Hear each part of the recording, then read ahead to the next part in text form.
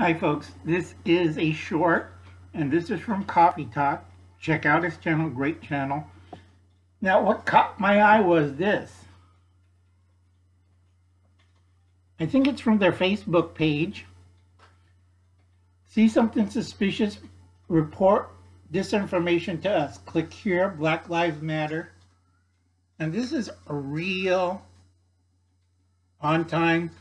So if you are a brainwashed zombie, you probably fall for this. And two, see that? Not made up. Nope. And they have a new symbol. And it's 3 yellow lines across black.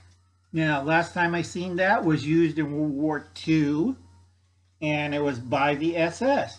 So I think the Democrats and the Chinese are grooming Black Lives Matter to be the next Black SS.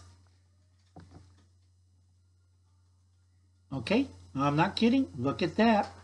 And you know what's going to happen to their other group, Ask Wayne, the Ungrateful Peasant, Night of the Long Knives. They're going to get rid of the SA, which is Antifa.